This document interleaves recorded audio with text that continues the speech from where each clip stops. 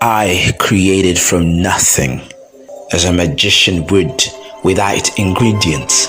Just abracadabra, kaboom, the magic wand, the pen and the word, writing, head bent forward, scribbling, cussing, crumbling papers, scratching, hand moved involuntary like a true conjurer.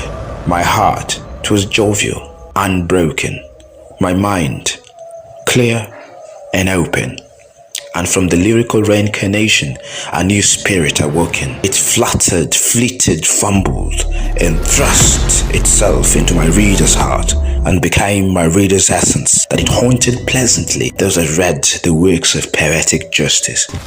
Abracadabra, kaboom, a new spirit awoke and thrust itself into my reader's heart.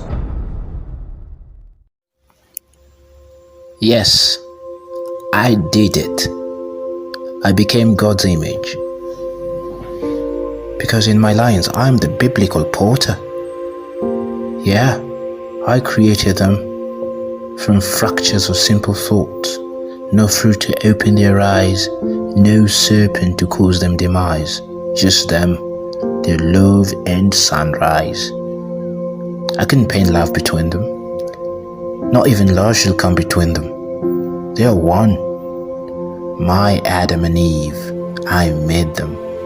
Adamant and brief, I painted. In words untainted and eloquently brief. Never out of ribs I painted Eve. The satisfaction of two united, conjured by my own magic of color. I reflect Allah. Yet I cannot separate myself from my own creations. I am them. So ungodlike. The feeling of 6 days of divine art, 9 months of laden wombs of thoughts, and this piece is born.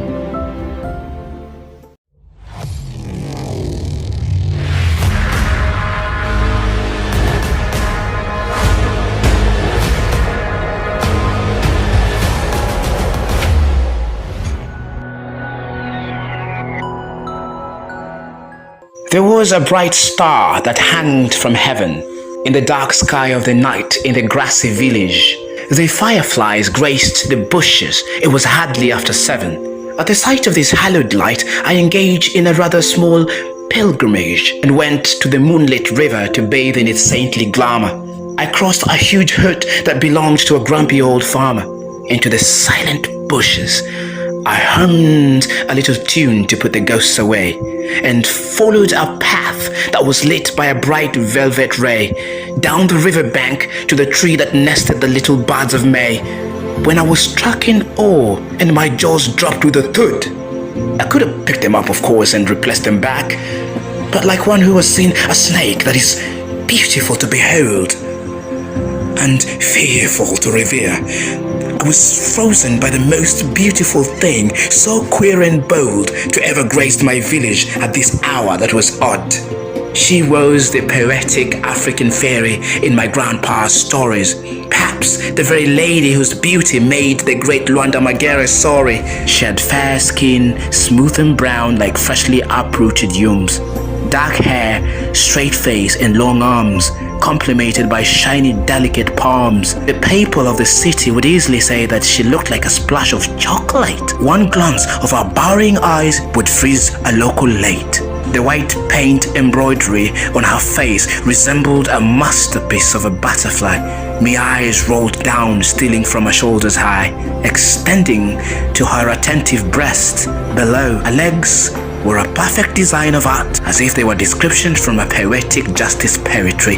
They were brazen, long, and protruding. They could make her fly. Her dark hair and the tall legs represented an image of a rowan tree, and she scooped the water from the river, hands moving so perfectly as if the gods were weaving the clouds. She must have come from the hanging star, I muttered. Could she be the goddess of the galaxies? Could she be the one the city people call Miss Universe? There was a bright star that hanged from heaven in the dark sky of the night, in the grassy village. The Storyteller by Poetic Justice. I'm that bird perched silently on a branch and watched everything as it came to pass. I'm that boy who lived in an abandoned and gloomy ranch, somewhere beyond and around that land of grass. I'm that old man who came from the forest every dusk with a broken staff to tell a story, and not to be seen again for many days and many, many nights, perhaps until the reborn of another story. That man with ragged skin and hairy breast, he wore a brown and smooth goatskin vest and sat by the furious flaming fire and harangued an ancient tale of Mrambaba and the secret admirer. I'm the ghost that stood by and whispered everything as it unfolded, as the days like foxes were very sly and the years like elephant trotted by. I came from an ancient time and space. Some call me Peter the Great Witness, while others say I'm a born storyteller by face.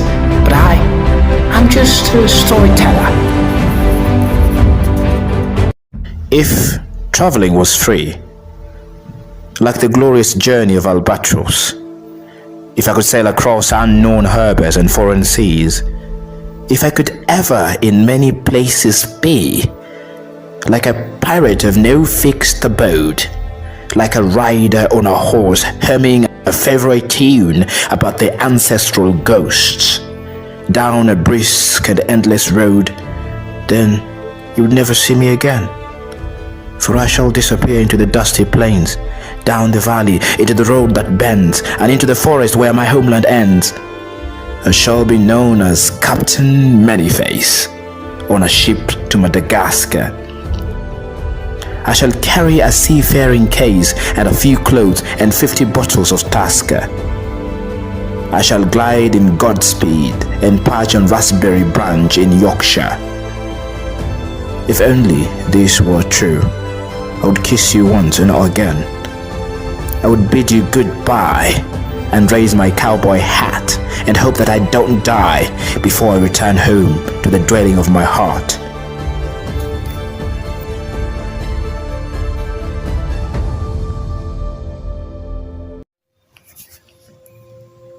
I fondle the darling memories of that place.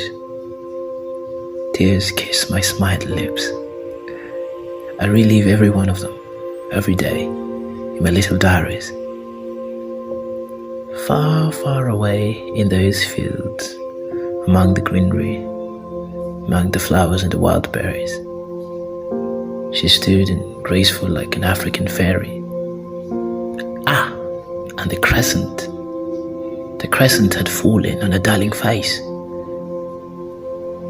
and smiled the darkness away gently at the 2 stars that came from space and glistened below her eyebrows. The flowers bowed before her grace. She was la Dame de l'Amour. She was Elizabeth, the sporty girl, in loving nostalgia of the fondest days. Poetic justice.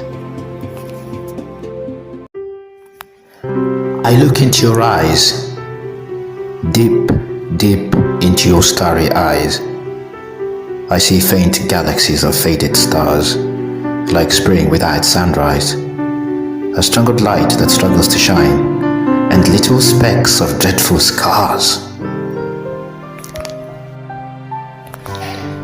For you, my darling, the gift has not been kind. I can hear the noise of your silence rambling. I can hear the voice in your troubled mind. I can gather for you the words you struggle to mumble. I know there was hyena in your jungle. I know what you've done. I sense your unpardonable sin. I know you have slept yet with another man. But darling, I spare you the mumbo jumbo. I forgive you for laying with him, for betraying me with Phil.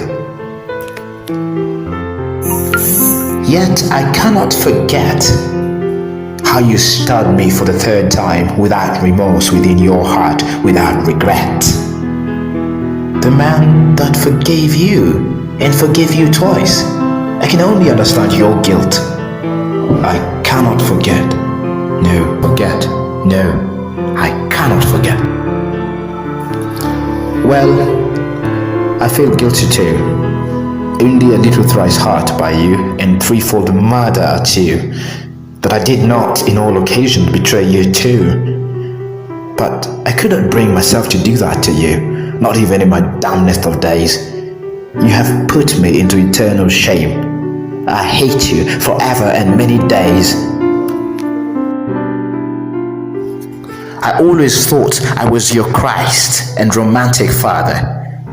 Although you seem to glory to the occasion of my demise, without mercy you crucify me, Father. A comrade of the snake and daughter of Jezebel, with skin so fair and eyes so hazel.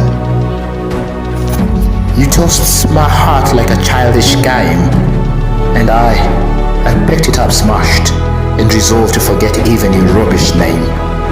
These broken pieces I must save for another, for I must love again. Well, I guess this is where the fork on the road rests, for we must go on separate paths, carry our scars and broken hearts along miles of long spell of bitterness, until time nurses, wounds heal and sun rises. If you take the left, I shall take the right. I shall leave, I shall not wait for the light. Adios, amigo. Goodbye, my friend.